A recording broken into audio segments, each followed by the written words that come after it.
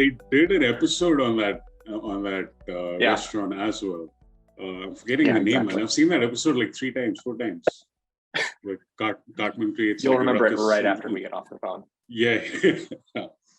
So we guys have already started. Welcome everyone for another episode of the Blockchain Council podcast. Today we've got Chad with us, and Chad's running Hotline. I'm just going to get it over to him for a quick intro. Over to you, Chad. Sure. Yeah. Hi, I'm Chad. Nice to meet everyone. I'm the founder of Hotline, which shortest way to describe it is kind of a Web3 OnlyFans.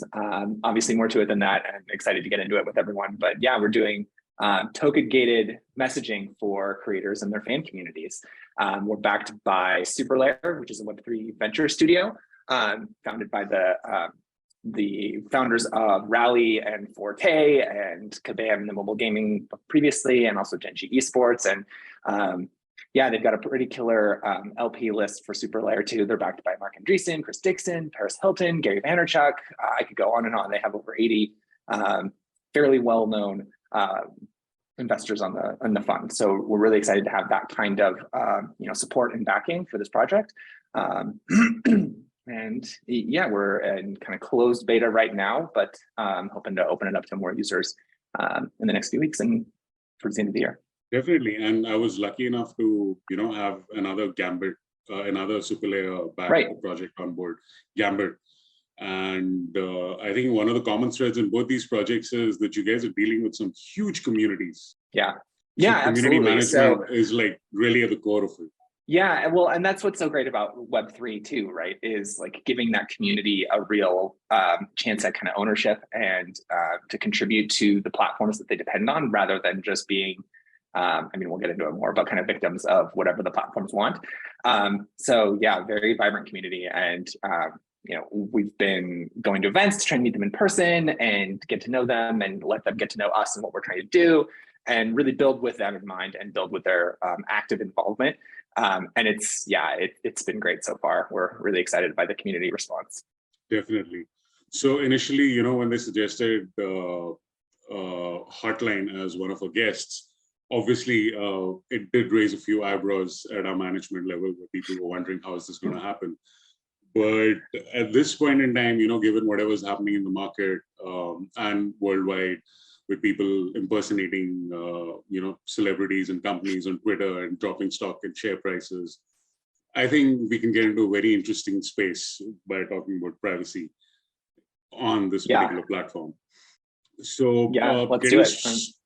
Getting straight into it, man, like the adult industry, people might not realize, but it's responsible for a lot of technological advancements. The sheer reason we guys are using DVDs and CDs over Betamax, and we have instant online payments using credit cards. It can all be traced back one way or the other onto the adult industry. So a lot of people are hoping, games to be a platform and social media to be a platform where they can hopefully onboard 1 billion customers, but this might be definitely a front runner, but because, obviously of what it is, people are a little hesitant to talk about it in public. What are your takes on this? Yeah. Well, so, obviously, I think we can definitely onboard those users. I think this is one of the best use cases for it, not just, driving innovation. I tend to think that whole story is kind of inverted. Like the adult industry, people kind of try everything in the adult industry first, and then whatever sticks ends up like taking off. And so it's not so much that like the adult industry is picking these winners or driving innovation. It's just everyone's trying everything. But that said, I think, this is definitely one of the most exciting use cases for these technologies. And we can talk more about kind of what we're doing with, blockchain and the Web3 tooling. But this industry is massive, and it's one of the most compelling use cases. Like everyone on the planet basically in some form interacts with this community and this type of content. And so my challenge is to figure out kind of what makes it a transformative, like a much better experience than what they have before, because that's really what drives that technological change, right? That adoption culturally is what's possible now that wasn't possible before, or what is 10 times better than what we have now. And I think we've kind of cracked something using cryptocurrencies that does that. So, and the culture, like driving those billion users, again, like there's a lot of hoops right now to jump through to get into crypto in whatever form, right? Getting a wallet or buying these currencies and staking them and all of this jargon and complexity. And we really have to move past that and just solve real problems for people that make it worth a little bit of extra effort, right? Or reduce the barriers to entry there. Yeah. Yeah, I mean, direction. Definitely. But, in terms of the adult industry driving innovations, I mean, if I compare a Betamax to a CD, the obvious, the CD would be an obvious choice because of the way it's packaged, the way it's delivered, the way it's stored, how easy it is to sell. It's much lighter. So, they are like particular points where they can definitely have their own, preferences over other technologies. I mean, given that it's $1 billion market, definitely it would be one of the drivers, I'd say. Yeah. Yeah, and I mean, that's not to discredit anyone in the industry, right? Like if anyone's going to figure out how to make money in a certain space, it's this industry, right? That's why we're working so hand in hand with the creators and the performers out there who are, figuring out how to make these platforms work for them because they've never had a platform that really supports them. So we're excited to kind of lean in with them on that, but like they're going to be the ones themselves who are figuring out how to make money and how to make a business with these tools. And we're seeing a lot of that already. I keep forgetting what I was going to say. Let's keep moving. Maybe no worry, man. We'll circle back to this. Given the industry that we're talking about and it's crypto at the end of the day, are there like extra set of hurdles that you have to go over because of this entire scenario? I mean, if you were doing what you were doing with fiat, it might not be, so difficult, but just because of the kind of jurisdictions globally that you have to face, does that become like a bigger hurdle to launch this globally? It does, but in some ways it's actually easier with crypto. And that's part of what we're talking about with the community, because in this industry especially, there's been a lot of challenges with fiat banking and credit card processors putting very restrictive content policies in place, not because it's illegal, but because it scares the executives at MasterCard, basically, or it increases their chargeback risks or any of those things, right? So in a lot of ways, that's part of that like 10x better unlock that we can offer, because we're not dealing with MasterCard. We can just open things up in a way that no other platform really can if they're using any kind of credit card processing or banks in the traditional sense. Where it does get more complicated is where there's not enough regulation catching up to the industry, I guess. So like the United States is a great example with the SEC regulations around what is or isn't a security, and they're keeping watch on a lot of cryptocurrencies and a lot of crypto projects because they're considering them a security. And it does make some sense of like, if you're paying people in this token and the token behaves similar to equity in the company, that has a certain flavor that looks to them a lot like a security. There's a lot of different rules. I mean, do the SEC literally everything? I'm sorry to butt in, but do the SEC literally everything's a security, man?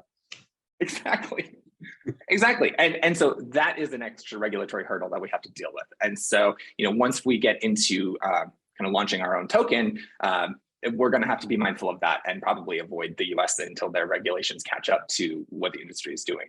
But in our beta, we're not using our own token yet. We're using the RLY token and built off Solana. And so, we don't have that same regulatory risk right now. So that's good. So we're trying to remove a lot of those restrictions, and kind of SuperLayer's core concept is like, taking Web2 consumer product folks to help drive adoption, to help solve real problems and build a more consumer friendly experience in crypto that doesn't necessarily feel like crypto, right? Like our UI is definitely not like, charts and all of these graphs of currencies and exchange rates and all that stuff. It's messaging with a creator in a familiar way, right? So, I mean, the kind of models you guys might be developing here might, transcend into films and music. Yeah, as far as the types of creators that we're working with? Or what do you mean? In the way, not just the creators, the way your UI UX is designed to interact between the fans and the creators. That model can definitely be replicated across many other industries. Absolutely. And so, yeah, like our team has, a pretty decent background in the adult industry, and we're working with the adult community, but it's all, at the same time, it's kind of a beachhead into, solving these problems for creators across different stripes, right? And we're actually, given how quickly we have onboarded a lot of the adult industry, we're already starting to look into other verticals. There's, we're not just competing with, OnlyFans. To some extent, it's like Substack and Instagram, even, and TikTok, right? YouTube, because all of these things have like these creator communities, like these communities around these creators, and a lot of these creators want to try and monetize. And I use the example of like Cameo as a potential option as well. And I've seen a lot of kind of thought leaders in the technology industry who just get overloaded with DMs, whether it's on Twitter or LinkedIn, who have, expressed the desire to be able to token gate that in some form, right? So they still want to be open and let people reach out to them, but if they just keep it totally open, they're just going to get constantly harassed with thousands of fans. And so being able to put even a small like transaction or token amount as a blocker there, they filter out a lot of that and get people who are a little bit more serious about talking with them. So yeah, we're already talking to podcasters and musicians to some extent, and a lot of influencers who I wouldn't necessarily consider like adult performers, like more of just, there's a whole spectrum between like Instagram and like Pornhub or beyond, right? And so we're definitely trying to, we're going to kind of expand out. And I think we have solved a problem that makes sense for a lot of different creators. Anyone who wants to, have that direct relationship with their fans, but also have some way to kind of monetize that, or really just, it's not just about the monetization, right? Because it's Web3, like they're able to turn their community into more of an economy. And again, that gets into, sharing upside or whatever, which we're not really going in that way, but, being able to participate in staking pools around a creator, for example, or just participating in a more financial way, I guess, than they have been able to before. Definitely. And I think for a lot of content creators in this particular industry, I mean, they have like a huge global fan base, which they can seldom monetize. And also the kind of content that they're publishing, it gets, stolen, or the rights for it. Like people actually steal that content of various websites, and you can maybe find the same video floating around 10 to 15 websites. So definitely, I guess blockchain integration is something these performers might be looking for. Yeah, that's a really interesting potential opportunity with NFTs, which we're not really focused on right now, but I think would address that a lot, right? Because and Chris Dixon talks about this a lot, where if you sell the content as an NFT, it doesn't necessarily matter if there's piracy anymore. You can still have the free distribution of the content across the internet, and let that network discover your content, but you've still monetized it through the NFT, so you don't necessarily worry about it anymore. It just becomes a growth channel for you, basically. We're seeing that in other industries. It hasn't really panned out in this industry yet, but I think it makes a lot of sense if, again, you can monetize that content still, but get that free open distribution at the same time. Anything that the more it spreads out, the better it is for you, as long as you have a path to monetize it successfully. So definitely. And is royalty collection with adult content a thing? Like with all the various websites that end up pirating it, I mean, do they actually see residuals on a monthly basis? So it's a good question. I haven't really seen anything work really well there, because the biggest challenge, I think, is this industry. It's a little different about how the content gets like shared like that. Like the resale value of any individual piece of content, I think, is fairly low, just because there's so much content out there. So I think that's the biggest challenge we've seen with these NFT projects. Like, why you need to be able to monetize that one NFT to be able to distribute it to the whole world. And I'm not sure how that, like, monetizing that one NFT has really worked. In theory, it's a decent idea, but then it has to have that resale and the royalties and all that. And people just aren't used to interacting with this content in that way. So I'm not sure. Again, we're not really focused on NFTs right now. We're using FTs, fungible tokens. So go ahead. The way the content is consumed, this might not matter. Maybe that's the case. Yeah. I think our approach more is like, how to support the creators in the ways that monetization does make sense. And for them, largely has like recently it has been OnlyFans, like monetizing that relationship with the fan. And there, when they're selling the content, I haven't seen anyone try to do like resale of that type of content, just because there's so much of it, right? Like if you're just sharing a quick selfie or a quick nude video or something like that on OnlyFans with a fan, I don't think there's much of a market for that single piece of content to be sold and resold on the open market. So again, we're leaning into kind of what the creators need, what they're telling us, how their business works today. And a lot of that is, messaging with the fans. So they've had to hack on top of OnlyFans and build this whole tip menu system and, tip me $20 and we can do this, tip me $100 and I can do that. And they just build that up bespoke for each of them themselves. Whereas we're trying to kind of build a few tools to help them do more of that stuff and then leverage the Web3 advantages on top of that. So lower payment processing fees because we're not dealing with chargeback risks and credit card processors and at the same time, fewer content restrictions because of the same. And just making it kind of open there. And then, encouraging token rewards and the staking pools to kind of help build the network community. That's kind of our focus. And it's really, again, it's really resonated with the creators being able to do the messaging with their fans and, helping them do that kind of at scale so they can send messages to kind of all of their fans at once and encourage that direct relationship at the same time. And that's using fungible tokens, right? So we're just using the ROI, the rally token, to handle the transactions that do happen in there. So if it's tips, or if it's buying a piece of content, or if it's subscribing to their premium content, all of that is kind of handled with the token, and then we don't have to deal with a lot of the fiat challenges. For sure. And once crypto is over its primary mission of banking the unbanked, then a platform like this actually end up becoming $1 billion enterprise. Yeah, absolutely. I mean, we think so.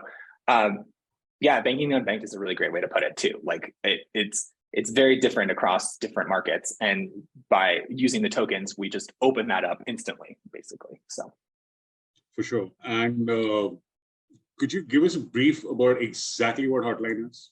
Yeah. So I've kind of given bits and pieces, but happy to. So fundamentally, like it's a chat and video content platform where we've kind of substituted fiat and credit cards with token gating the content. So users can subscribe to creators that they're interested in, and then creators can share content with them via chat. So they can send messages to their fans or send content to their fans. And then the fans can DM back with them and get into that, they can build a relationship with each other.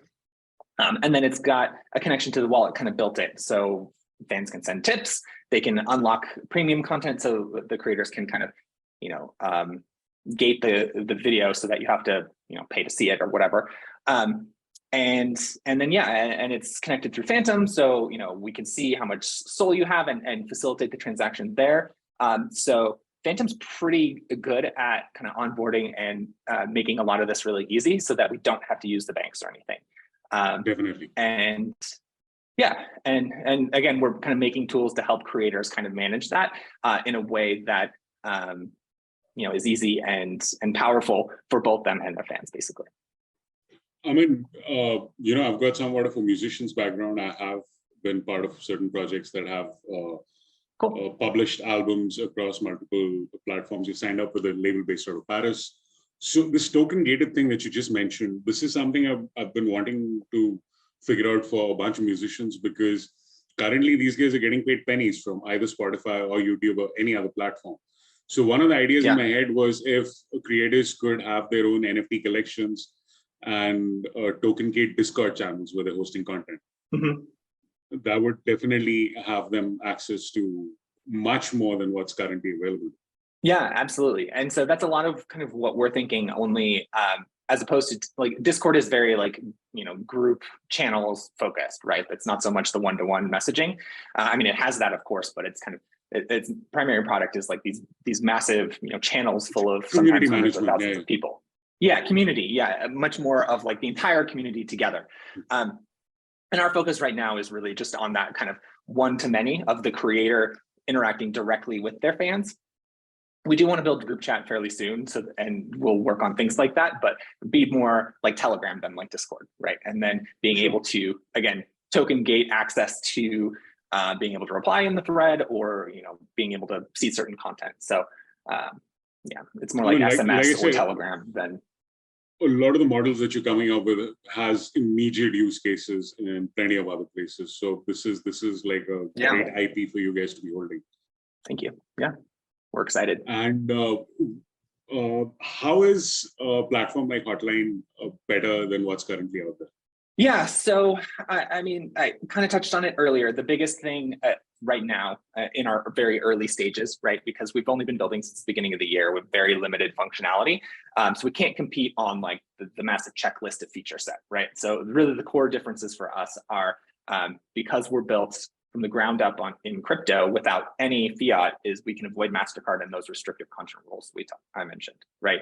So, and also reduce our processing or transaction fees, right? So a creator can save money on the transaction fees with us, and they can now monetize content that MasterCard deemed too much for them, right? So basically every single content creator we're talking to has some form of content like that they can't put on any platform right now, not because it's illegal or particularly dangerous. It's just, again, the credit card processors have deemed it too risque. Like I could get into examples, but I don't know how, we want to keep this safe for work. And so, that makes it a really compelling experience right there. And then on the feature set side, we're really focusing on, like I said, like that clean user experience, making it easy and accessible for anyone who doesn't necessarily know or care about crypto and trading all these currencies and tracking these APYs and all that stuff. It's a great experience for interacting with that creator and getting content that you can't get from them anywhere else. And then we're kind of building from there. So again, talking with the community to keep going with that and kind of building out what they really need and what they've never been able to get from anyone else before. For sure. And what are the obvious advantages for users on this particular platform, not just the creators? Yeah, so I think a lot of the same things, right? Like they don't necessarily care about the transaction fees because they don't see it. But the content restrictions they do see, right? Because they can't get access, they can't see what the creator offers. So if they're, the biggest fans of a certain creator want all the content they can get from them or want to see them do certain things that MasterCard won't let them do, right? So there's that content availability.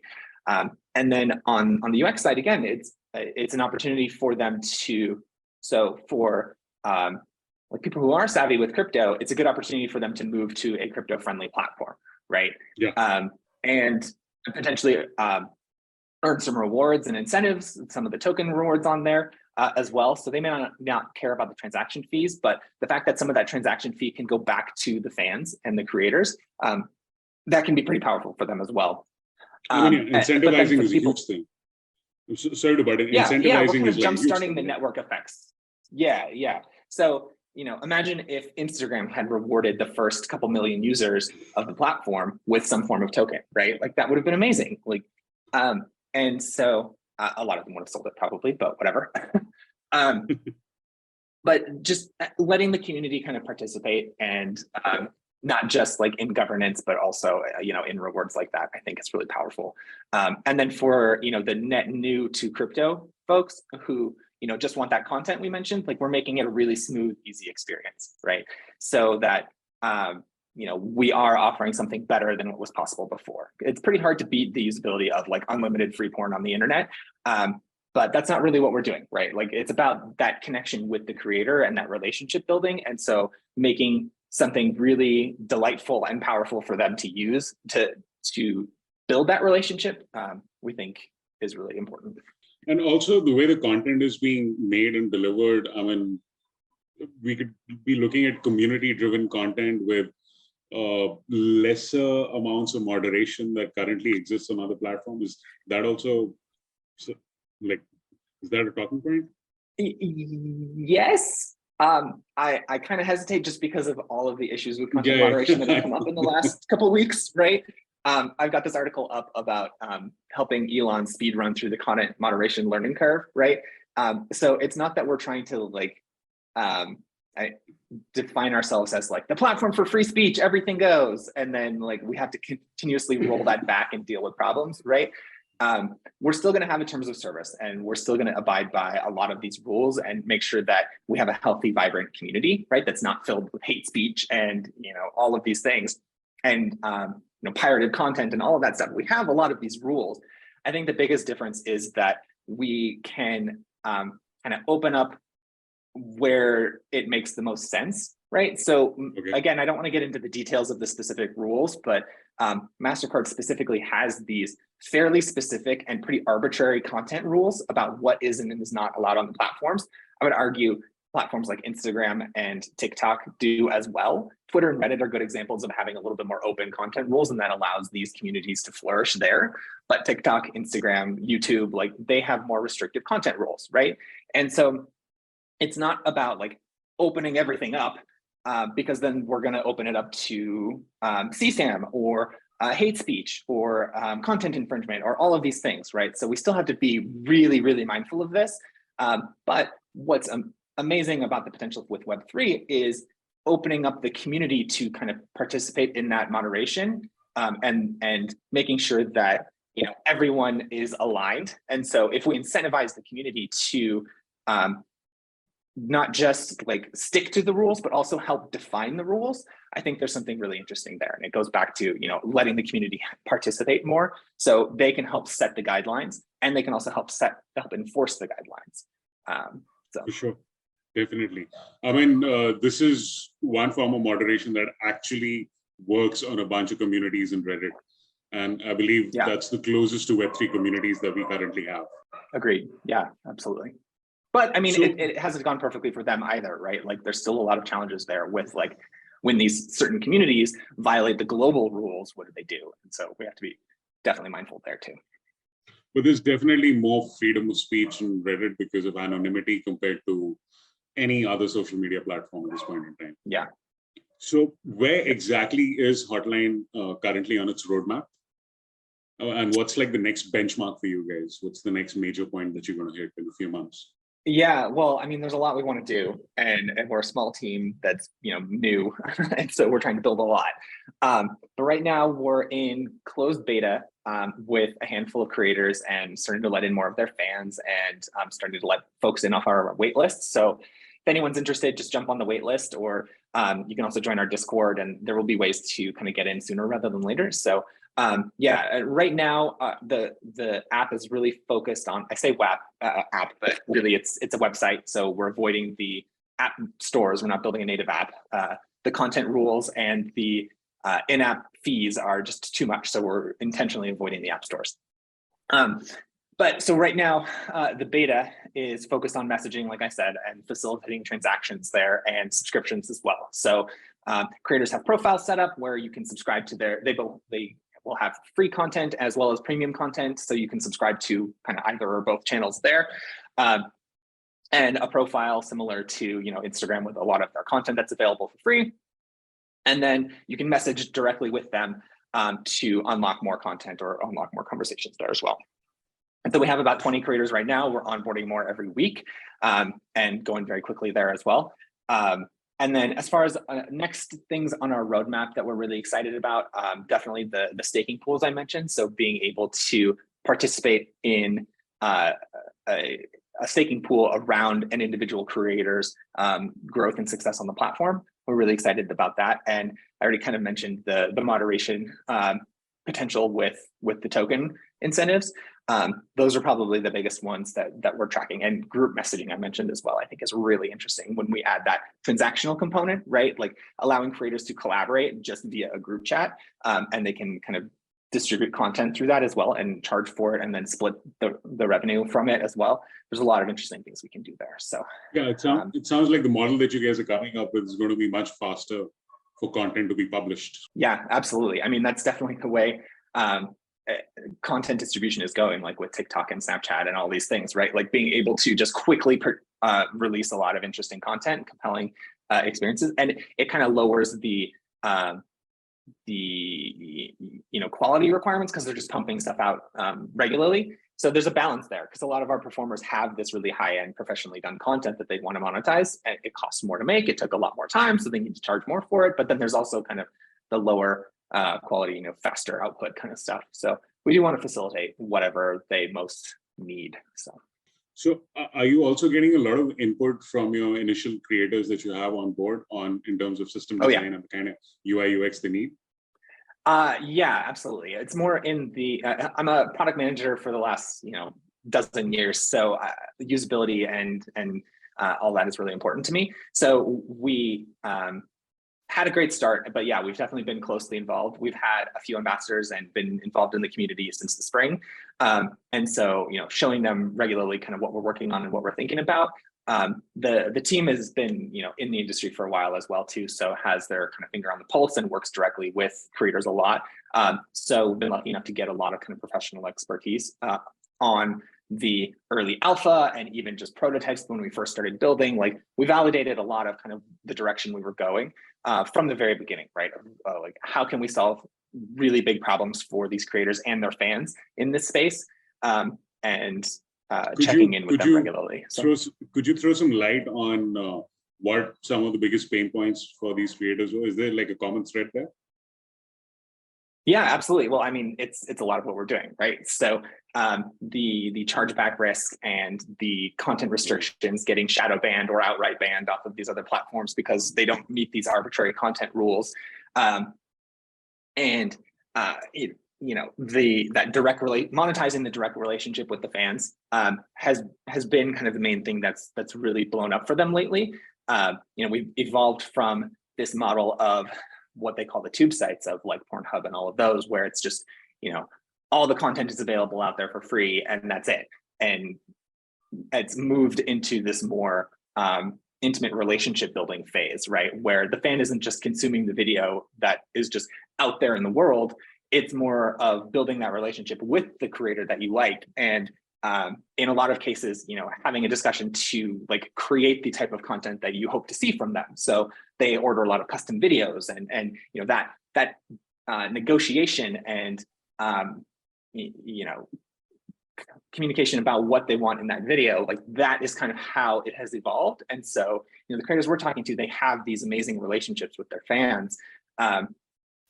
And it just gets, it's that next level, right? And so we really wanted to focus on that. How can we help that relationship, and what's unique about crypto to kind of unlock some of that or solve some of those real challenges there. So I described on OnlyFans, they have to kind of hack together this tip menu because that's the only tool that OnlyFans offers them, is just a way to accept tips. So a fan can just send them money and that's it. So they had to set up all of these tools, or like the community built that organically themselves because OnlyFans wasn't building it for them. So there's a lot of things like that where if we just enable them to do these things or build these things really quickly for them, or build them in kind of an open enough way where they can do these same kinds of things, then it makes it a much better experience for them.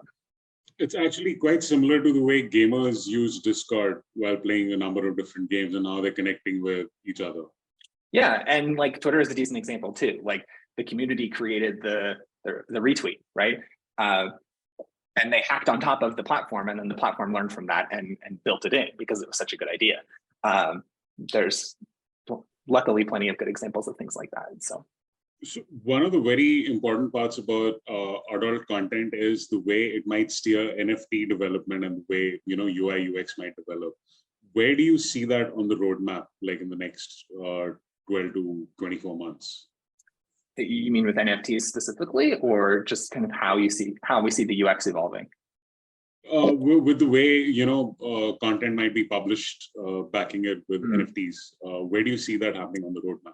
Yeah, I think it's definitely one of those things we're really excited about, because in addition to the chat and tips and all of that interaction, there is a lot of just selling content directly to the fans, right? Like removing the middleman. Like you're not going through the pay sites or the tube sites anymore.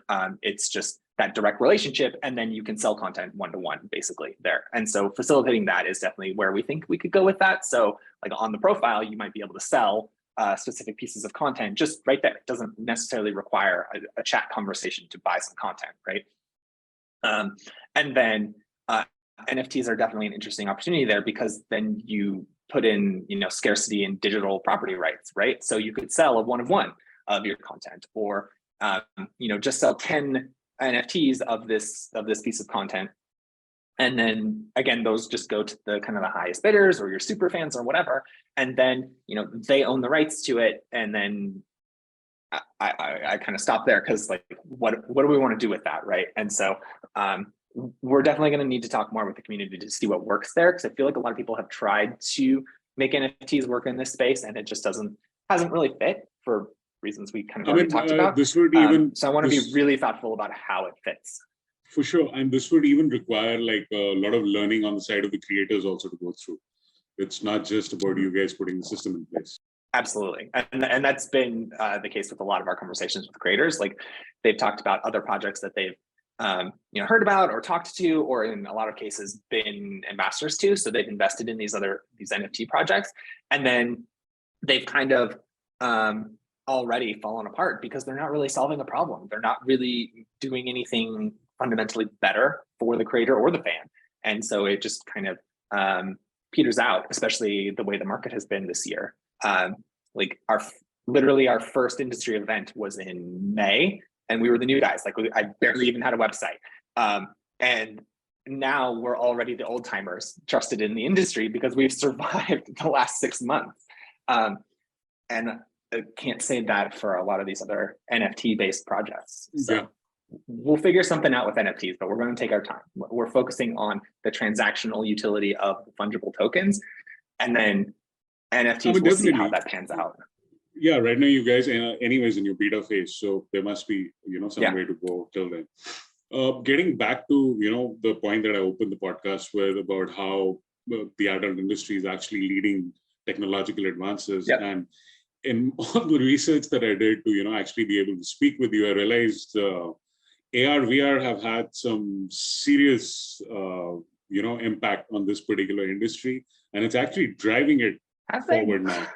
I mean, VR porn is quite a big industry now, the way I see it, or the kind of numbers that I've seen. It's quite a thing, and especially with haptic feedback suits coming into the place. Any of the creators that you ever speak to, talk about this? Are they interested? Is this something that interests them? So I spent a lot of time looking into this stuff historically. I've been in the industry probably 5 years now, and so was looking into it as like Oculus is coming out, as Magic Leap was coming out. It's funny that you say that they've kind of taken off, when like with AR especially, I have not seen that at all. Okay. But VR has been interesting, and there's a lot of creators who are kind of leaning into it, a lot of studios who are investing in 360 camera rigs or 3D camera rigs or whatever to do that.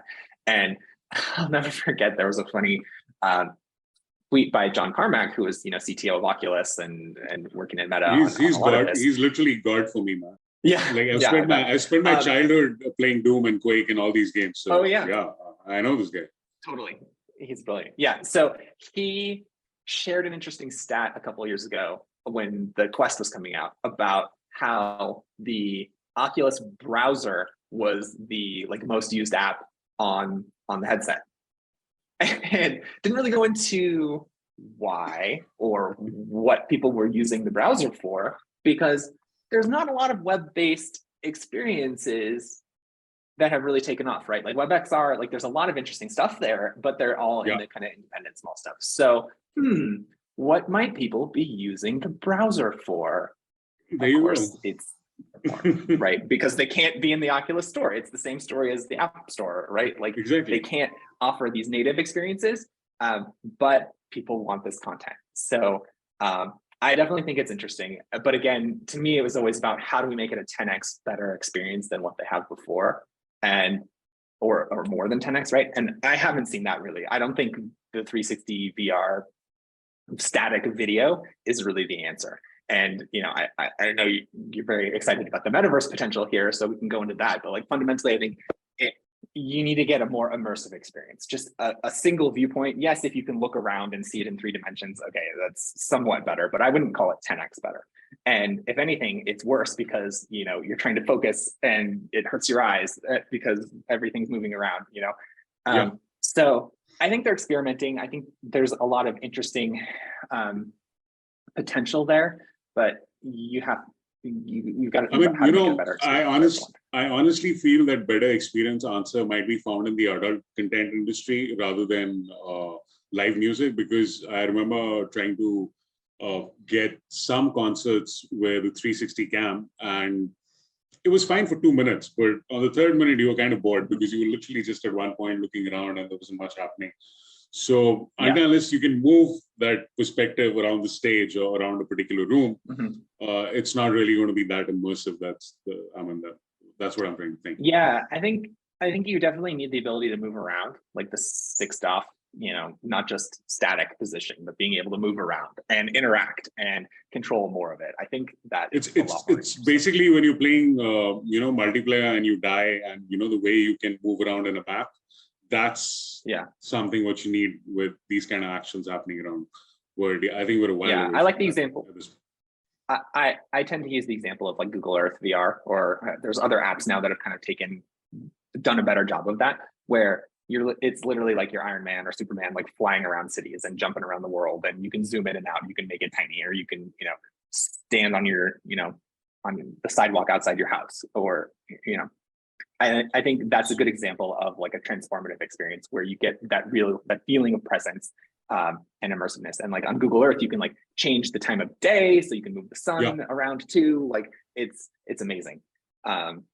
That type of experience I think is really interesting in VR, whereas just 360 video, I don't think it's good enough. Yeah, that really doesn't cut it.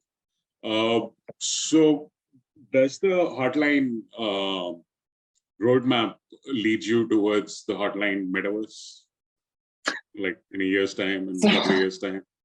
Is that something you even envision? I mean, you've been in the industry for 5 years. I mean, we've both seen a lot of sci-fi, and is this something like that interests you? Yes, but I think we don't have time to talk about like the definition of metaverse and all of that. I think it's really just an evolution of the open internet in the best case, right? And so how do we go kind of three-dimensional and more immersive, whether that's virtual screens or virtual or avatars like floating in space, or put into your room in a way that feels natural, or those immersive VR experiences we just talked about. Like it's kind of all of the above. I preferred previously to call it kind of spatial computing before metaverse term became a thing, and then the metaverse term got chopped into a million different pieces anyways. So definitely excited about the potential of computing going more three-dimensional and more immersive like that. And it's absolutely going to be massively transformative when it comes to these kinds of experiences in this industry, right? Human sexuality will never be the same once someone figures this stuff out. But I keep coming back to the product manager in me of like, how do we make it a 10x better experience? It's pretty hard to beat nearly unlimited free porn on the internet, even if it's static 2D video content. How do you make that a much better experience? And maybe it is haptic suits where you're having virtual experiences with these avatars. Maybe that's the way it's going to go. I'm not sure. I've seen a lot of experience, like metaverse also has the whole like social component, especially the way Meta is talking about it. So actual people interacting in these digital worlds, maybe that's the way it's going to go. And definitely in Hotline there, we're facilitating that interaction between a person and another person, so the creator and the fan. And so maybe there's ways to kind of augment that experience so that both the creator and the fan have a more meaningful relationship they can build. But then at the same time, like there's, the AI is advancing fairly rapidly. Maybe one or either of them are no longer an actual person, right? And there's a lot of interesting potential there too, but also asks a lot of challenging questions about kind of who we are. So I'm excited to get into those conversations, but I think we have a ways to go yet. Yeah, definitely. I mean, I'm really glad you mentioned AI because I've been playing a lot on, Midjourney and DALL-E and Disco Diffusion at this point in time. Yeah. And man, currently, can't do sexy stuff on those though because of those content rules. That's exactly what I'm getting to. I mean, you have freedom of speech issues, but on these platforms, there's a limitation to thought. That's way deeper than freedom of speech. So are we looking at I mean, can we get to a scenario where user-generated content with an AI would essentially drive the platform and there would be no content creators? I mean, just to I mean, I wouldn't bet against it. Some of my Okay, team doesn't think it's ever possible, but I'm taking the over that. Like, I think AI is moving really fast, and I think it's foolish to think that it will just stop and not pass that threshold. What I've seen with like Midjourney and DALL-E 2 and stuff is it kind of breaks. It's got its own uncanny valley, right? Where things look pretty good, but as you get closer and closer to reality, especially when it comes to generating human likeness, is where it breaks down. There's a great example. That's 6 months away, huh? It's an AI, so 6 months down the line, what you're saying might not. A year down the line, whatever you're saying might not be true. So fast. Exactly. Yeah. Well, and I'm gonna bet on it going faster than everyone thinks. So yeah. But I mean, right now you try and like, there was a funny thing of like a tweet, a designer shared some DALL-E images of like, generative AI is going to replace all the designers, and it's like the AI accepting the job, and it's these like deformed handshake images, right? Because the arms are all garbled, or there's like 3 arms, or like 2 hands shaking it, or whatever. Like the AI messes it up in a really kind of jarring and freaky way. And having worked with computer vision models and some AI in this space already, like the adult industry can't just take off the shelf AI models and use them on their content, because they're intentionally trained, like excluding this type of content, right? It's not trained to look at overlapping naked skin, And so the generative side is the same way. Like it's just not trained to create this kind of content. And when it does do human forms, it messes it up in a lot of freaky ways. Like I've tried to do photo shoot style stuff of like our website has images of people holding phones and stuff like that. Just for fun, I tried recreating those using DALL-E 2, and the faces end up really freaky and broken, right? And so you're right, I think they're going to catch up really quickly, but again, there's like that uncanny valley between like it's getting better and better and better, but then it's like it looks really bad because it's close, so anyway. So yeah, I totally agree about the hands. Very quickly. The hands thing that you were saying is totally true for Midjourney. I think initially when I got onto the platform 6 months ago, it wasn't doing faces and hands very well. But the current iterations that it has, especially if you're doing slow processing and not fast, it does give amazing faces now. And I mean, if they're like, for example, it's not just nudity, man. The 𝗍𝗿𝗃𝗀𝗃 universe is inaccessible on Midjourney. You can't prompt anything with 𝗍𝗿𝗃𝗀𝗃 on those platforms because of the amount of blood and gore that goes along with it. So yeah, but metahumans doing the nasty a couple of years down the line on the metaverse, I think that's pretty possible, man. I mean, same. I wouldn't bet against it. Definitely. Chad, it's been amazing having you, man. Thanks for answering all these questions and helping me navigate these waters. And hopefully I get to meet you soon, man. Cool. Thanks a lot. Yeah. It's been great. Thanks, Rohan. Have a good one. Thanks, Chad.